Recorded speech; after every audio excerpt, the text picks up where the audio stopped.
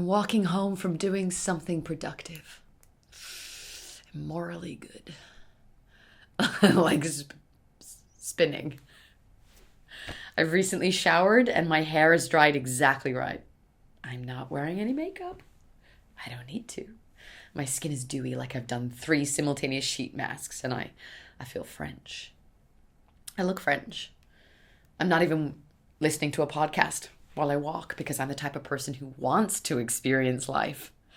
And the sun is setting and I breathe deeply the way that people do when they are internally settled and have nothing to prove. And no part of my boob is popping over the top of my sports bra, which I'm wearing as a top. A decision that no one has noticed because I'm pulling it off with such ease. I hum to myself and I skip a little down the pavement. I feel really light.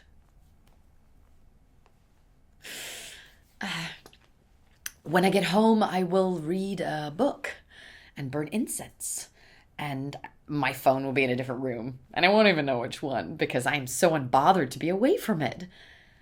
And I will moisturize my whole body and feel neutral about my cellulite, which is okay to have because everybody does, even someone who's doing as well as me. And as I walk, I will know deep within my body that I am loved by friends and family. And suddenly there he is, my ex-husband, John.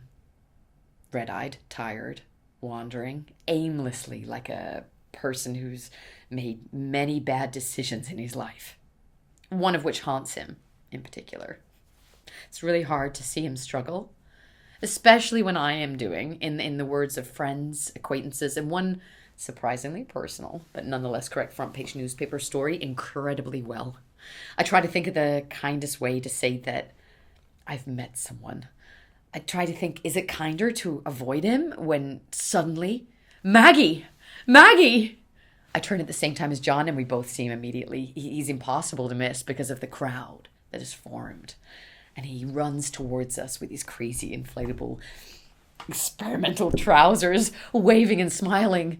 There she is, says Harry Styles. And he wraps a stylish tattooed arm around my waist and John clocks it immediately. The ease of our affection and then the flush in my cheeks. I do feel a flicker of compassion for the man who was once my husband. And I want to ask Harry Styles to be a little less familiar. I want to say, Harry, please. But I can't. He's too excited. He won't do it. It's all too new. But John, his face just falls and he reaches out to shake the hand of the international superstar that I met at an airport, and I wooed him by pretending to be unfamiliar with his discography. Oh, I wouldn't, says Harry Styles. I've spent all morning fingering your wife.